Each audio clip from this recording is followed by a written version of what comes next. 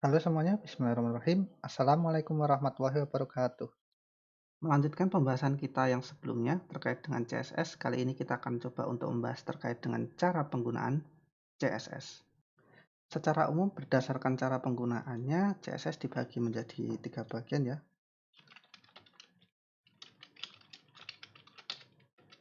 Yang pertama adalah internal style.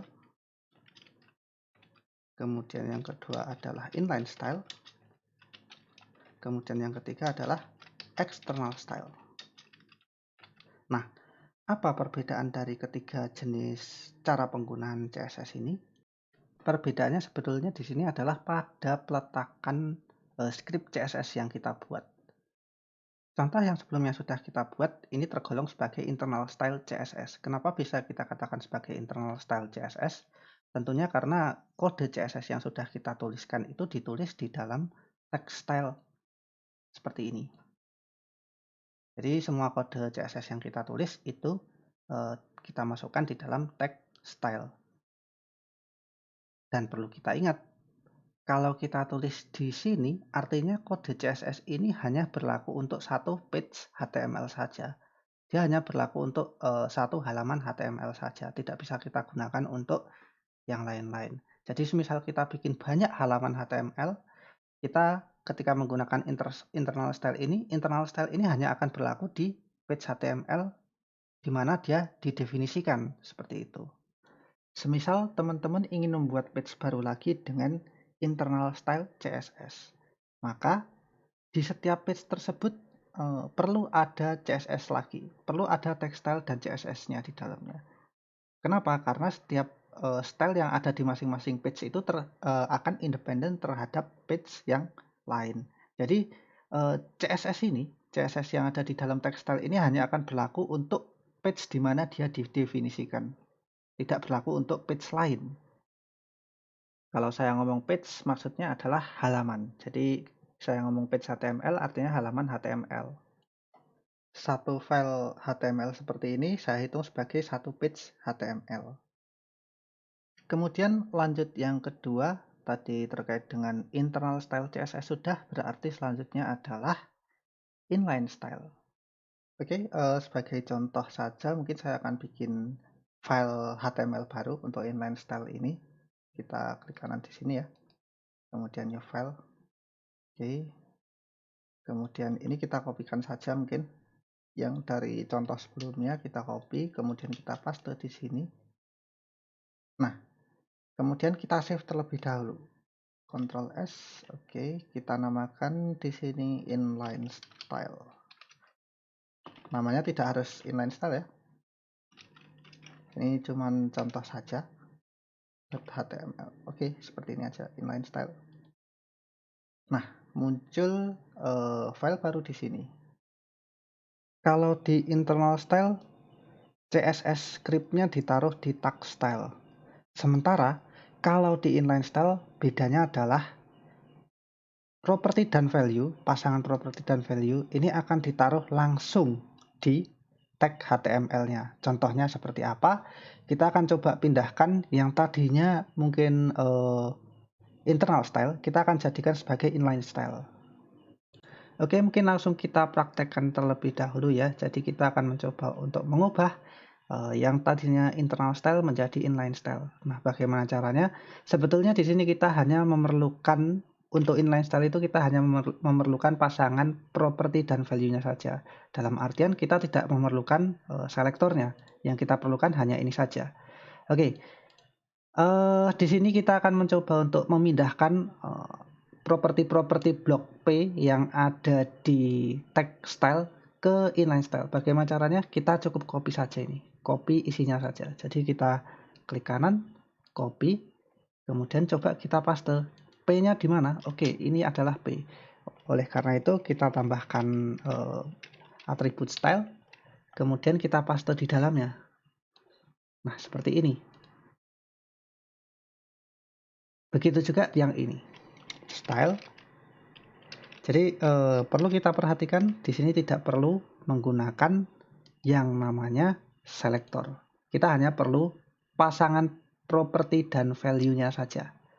Oke. Kalau sudah seperti ini gimana? Ini cukup dihilangkan. Ini dihilangkan saja tidak apa-apa. Oke, dihapus ya. Begitu pula dengan yang H1. Kita pindahkan. Dari sini kita copy atau cut boleh sih, sama saja. Kemudian kita pindahkan di H1 langsung di tag HTML-nya. Kemudian kita paste di sini. Oke, jadinya seperti ini. Kemudian tag stylenya beserta isi-isinya ini boleh kita hapus. Jadi tinggal seperti ini saja. Kemudian kita coba save terlebih dahulu. Ctrl S. Oke, selanjutnya kita akan coba untuk buka file yang barusan kita save ini ya, yang sudah kita buat inlinestyle.html. Kita klik kanan di sini, open containing folder. Oke, kemudian kita coba buka inline style, double klik, oke, dan ternyata terbuka. Hasilnya seperti apa? Jadi ternyata hasilnya tetap sama antara inline style, bentuknya kita lihat ya, kita amati sama dengan yang kalimat singkat, sama persis. Perbedaannya hanya peletakan script CSS-nya saja. Kalau untuk yang tadi, yang internal style itu CSS-nya diletakkan di dalam text style. Sementara untuk inline style kita hanya butuh pasangan properti dan value diletakkan di stylenya langsung, di tag HTML-nya langsung.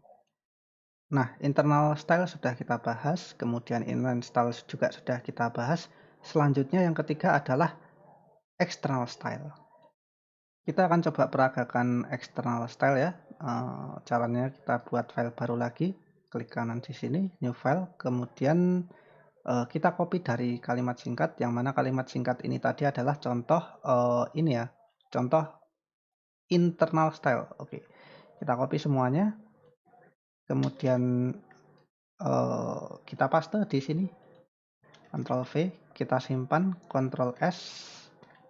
Nah, oke, kita simpan dengan nama misalkan di sini adalah external style. Oke, seperti ini ya. Kemudian kita save. Oke.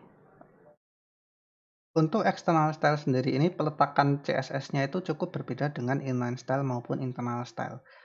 Jadi untuk external style, script CSS itu ditaruh di tempat terpisah dari file HTML-nya. Jadi konsepnya untuk external style itu nanti ada file khusus untuk tag HTML, kemudian ada satu file lagi nanti untuk menyimpan script CSS. Nah, prakteknya seperti apa? Kita akan coba praktekkan sekarang. Seperti yang teman-teman lihat, berhubung isi dari external style.html ini tadi kita mengcopy dari kalimat singkat.html, maka secara otomatis di sini masih menggunakan internal style. Untuk mengubahnya menjadi external style, maka ada beberapa hal yang perlu kita lakukan, yakni kita coba untuk pisahkan terlebih dahulu script CSS yang ada di dalam text style ini ke dalam file yang terpisah. Oleh karena itu, kita perlu meng-cut konten dari text style ini, script CSS-nya ya. Kita pindahkan di file baru. Klik kanan, new file, kemudian kita paste di sini, Ctrl V. Kemudian saya ubah terlebih dahulu jadi CSS ya. Oke, seperti ini. Kemudian kita sesuaikan terlebih dahulu, kita rapikan mungkinnya lebih tepatnya. Kita rapikan dulu indent-indentnya. Sebetulnya tidak harus rapi juga sih.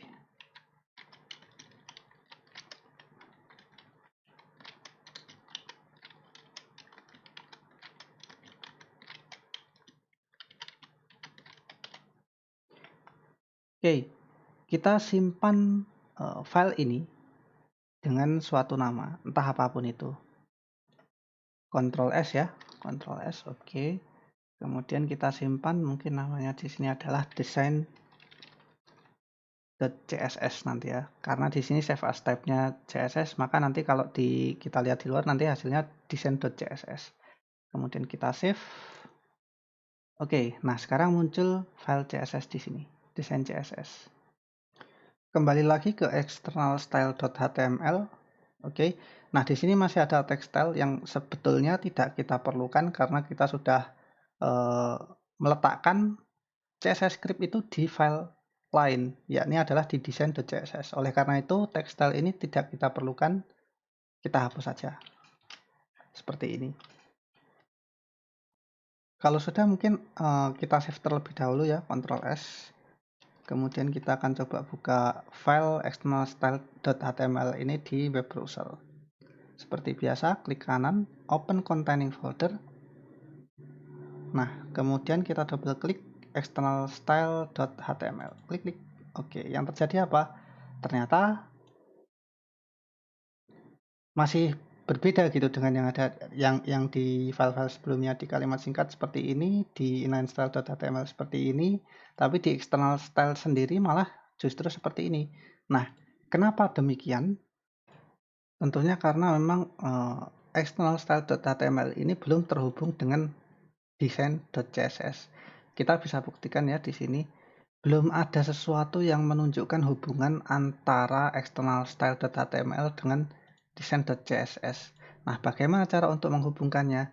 Kita butuh sebuah tag HTML untuk menghubungkan antara external style.html dengan design.css. Hal itu dapat dilakukan dengan cara memberikan sebuah tag HTML di bagian head ya, yang mereferensikan halaman external style.html ini kepada design.css.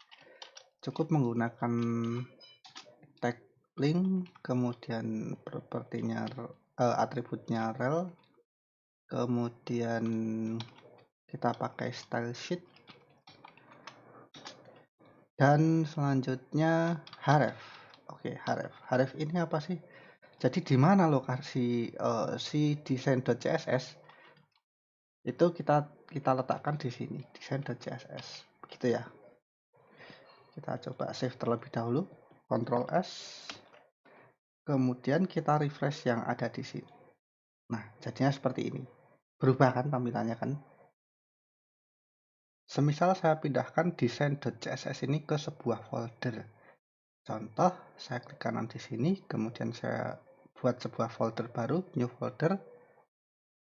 Kemudian di sini saya tuliskan namanya apa? Misalkan namanya adalah CSS begitu. Enter, oke. Kemudian muncul folder baru di sini. Ini saya klik, maaf, ini saya close dulu ya. Kemudian ini saya klik,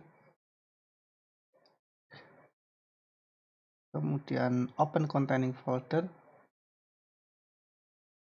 Kemudian design.css ini saya pindah ke CSS. Oke, seperti ini. Sehingga di sini juga akan ikutan masuk ke folder CSS. Oke, saya close, kemudian saya buka CSS-nya. Oke. Nah, permasalahannya adalah ketika saya klik di sini, saya refresh, kembali lagi seperti ini. Kenapa? Karena lokasinya salah. Lokasi design.css ini nggak langsung satu folder dengan external style.html. Karena dia masuk di folder CSS, maka kita perlu berikan tambahan di sini, tambahan lokasi file CSS yang kita referensikan. Berarti kita tuliskan di sini karena di sini foldernya adalah CSS, maka kita tuliskan CSS/design. Oke, seperti ini. CSS/design.css. Kemudian kita save, Ctrl S, kita refresh lagi. Seharusnya dia berubah. Dan ternyata betul berubah. Jadi seperti itu ya maksudnya. Ini adalah external style CSS. Oke, jadi kita rangkum berdasarkan penggunaannya di sini ada 3 jenis CSS, 3 jenis style CSS ya. Yang pertama adalah internal style. Internal style itu yang mana? Internal style itu adalah yang ini. Nah, internal style ini diciri-cirikan dengan script CSS itu berada di text style. Di halaman itu langsung, di halaman yang ingin dimanipulasi langsung. Itu adalah internal style CSS. Nah, kemudian yang kedua adalah inline style. Inline style itu yang seperti apa? Inline style itu yang seperti ini. Jadi, pasangan properti dan value itu diletakkan di tag HTML-nya langsung sebagai nilai dari atribut style. Contohnya seperti ini. Di dalam style ada color red, kemudian ada font family sans serif, ada font size 80px, dan lain sebagainya. Nah, kemudian yang ketiga adalah external style. Untuk external style, CSS-nya diletakkan di tempat yang terpisah. Dalam hal ini, saya contohkan diletakkan di design.css. Seperti ini ya. Kemudian halaman CSS yang membutuhkan design.css ini perlu untuk mereferensikan design.css ini melalui tag link dengan atribut rel style sheet. Kemudian hrefnya adalah lokasi dari CSS yang akan direferensikan. Jadi tidak perlu kita tuliskan di sini, tidak perlu kita tuliskan dalam satu halaman. Cukup kita buat dalam satu file terpisah, kemudian halaman lain yang membutuhkan itu bisa mengakses CSS yang kita buat tersebut. Oke, tentunya untuk masing-masing style ini tadi ya, antara internal style, kemudian inline style, kemudian external style, itu semuanya memiliki kelebihan dan kekurangan masing-masing. Jadi kita akan bahas kelebihan dan kekurangan untuk masing-masing style tersebut. Contoh kelebihan untuk internal style apa? Jadi misalkan kita bayangkan kita punya banyak page HTML. Masing-masing page HTML tersebut punya script CSS di halaman masing-masing. Ketika saya mengubah salah satu halaman, apakah akan mengubah halaman yang lainnya? Tentunya tidak ya. Kenapa? Karena setiap CSS yang ada di sini, yang ada di dalam tekstil ini hanya akan berlaku di halaman masing-masing saja. Hanya akan berlaku di tempat di file HTML di mana dia didefinisikan seperti itu. Jadi CSS di halaman yang satu akan saling independen terhadap halaman HTML yang lain. Tidak mungkin CSS di satu page akan mempengaruhi HTML, halaman HTML yang lain. Seperti itu nggak mungkin. Dampaknya apa? Jadi semisal kita mengubah CSS di salah satu halaman, itu tidak akan berpengaruh di halaman yang lain. Dia akan berpengaruh di halaman itu saja. Di halaman di mana tempat dia didefinisikan. Kelebihan berikutnya adalah kita tidak memerlukan adanya file tambahan. Kenapa saya katakan demikian? Nah, tentunya karena halaman HTML dan CSS-nya itu berada dalam satu page seperti itu. Jadi berada dalam satu file. Coba teman-teman bandingkan dengan external style. Kalau external style kita butuh file tambahan untuk menyimpan CSS. Sementara di sini ketika kita menggunakan internal style, nggak usah. Kita cukup satu file saja untuk menyimpan CSS maupun tag HTML-nya itu sendiri. Jadi seperti itu ya. Nah, tetapi ada kekurangannya juga di sini. Jadi ketika kita ingin menggunakan CSS yang sama dalam beberapa file, misalkan kita punya banyak file dengan punya banyak page HTML seperti itu dengan style yang sama, gimana menurut teman-teman apabila kita menulis kode seperti ini berulang-ulang, diletakkan di file berbeda? Kan kurang efisien kan? Seperti itu. Padahal stylenya sama, tapi harus kita tulis script CSS yang sama berulang-ulang di halaman yang berbeda. Itu membuat internal CSS itu kurang efisien untuk diterapkan dalam kasus seperti itu. Perlu kita ketahui juga, mungkin ini kelebihan yang belum saya sebutkan tadi ya. Jadi kalau di internal style itu satu blok elemen seperti ini, satu blok elemen CSS seperti ini bisa diterapkan untuk beberapa elemen HTML, beberapa blok elemen HTML di bagian body. Misal P ini berlaku untuk dua buah blok elemen P yang ada di body. Kemudian H1 ini seandainya kita nanti menuliskan H1 yang lain, maka dia juga akan berlaku untuk H1 yang lain. Jadi seperti itu. Ini adalah mungkin kelebihannya ya. Jadi tidak perlulah kita menuliskan apa istilahnya ya, menuliskan pasangan properti dan value berulang-ulang di setiap elemen HTML yang ada di body.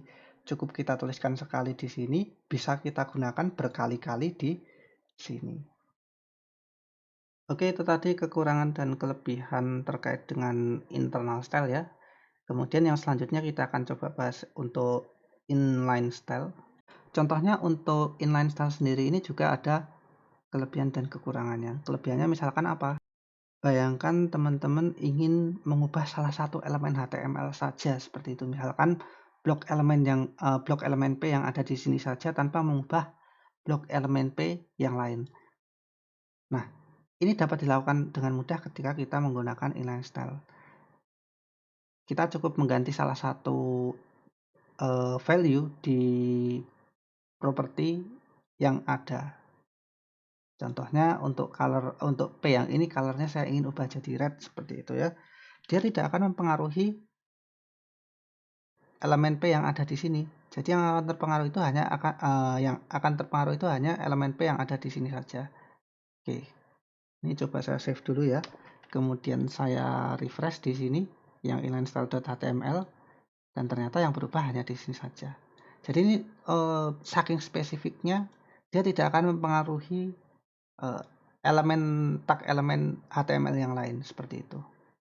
Kemudian karena HTML dan CSS-nya pun diletakkan dalam halaman yang sama ya, lebih spesifiknya dalam tag HTML tertentu, langsung di tag HTML-nya seperti itu mengakibatkan jumlah file yang diperlukan itu sedikit. Kalau external style tadi kan ada tambahan file yang digunakan khusus untuk menyimpan CSS. Sementara di inline style ini hampir sama dengan internal style, yang mana tidak memerlukan file tambahan. Jadi jumlah filenya lebih sedikit. Sementara itu kekurangan untuk inline style contohnya adalah inline style itu tidak efisien. Kenapa? Kok tidak efisien? Bayangkan teman-teman punya tag elemen P yang seharusnya semuanya misalkan ini ya, semuanya seharusnya itu stylenya sama seperti itu. Apakah teman-teman akan membuat seperti ini, pasangan properti value yang sama, kemudian di copy paste ke setiap elemen P yang lain seperti itu kan jelek kayak gitu. Lebih enak semisalkan di sini tadi, misalkan di internal style kita bikin satu bisa dipakai di banyak. Kalau di sini enggak, kalau di inline style enggak. Setiap elemen itu memang harus punya satu persatu kayak gitu. Dampaknya apa? Tidak efisien itu tadi. Karena kita harus berkali-kali mendefinisikan sesuatu yang sama di tag elemen yang lain. Itu tidak efisien. Nah, oke, itu tadi terkait dengan inline style. Selanjutnya adalah external style. External style kita belum bahas. Untuk external style ini sendiri tentunya ada kelebihan dan kekurangannya juga. Contoh kelebihannya apa? Sekarang coba bayangkan teman-teman itu membuat halaman dengan jumlah banyak seperti halaman HTML dengan jumlah banyak, tetapi stylenya sama semua. Hanya kontennya saja yang berbeda. Stylenya sama semua. Menurut teman-teman repot gak kalau semisalkan stylenya itu kita menggunakan internal style? Kalau kita pakai internal style, kita harus ngopas kayak gini di halaman sejumlah halaman yang kita buat seperti itu. Kalau kita pakai inline style, kita harus membuat pasangan properti dan value, kopas property value sejumlah elemen yang membutuhkan, sejumlah elemen HTML yang membutuhkan di setiap page. Ini di setiap page loh ya, di setiap halaman loh ya, bukan di setiap elemen saja, tapi di setiap elemen yang ada di setiap halaman. Banyak enggak tuh? Tapi, misalkan kita menggunakan external style CSS, maka yang perlu kita lakukan adalah memisahkan si CSS tadi, kemudian ditaruh di file terpisah, ditaruh di file yang berbeda, kemudian cukup dipanggil di halaman HTML yang membutuhkan saja, maka semua stylenya akan sama. Semua yang menggunakan CSS yang sama, stylenya akan sama juga. Contohnya seperti apa? Di sini kita akan coba buat halaman baru ya. Klik kanan, new file. Kemudian maaf, di sini saya akan coba gunakan ini lagi. external style.html ini saya copy, kemudian saya masukkan di sini, saya paste, kemudian mungkin di sini saya hilangkan ini ya. Oke, seperti ini. Ini adalah contoh penerapan di file lain. Contoh penerapan external style di file lain.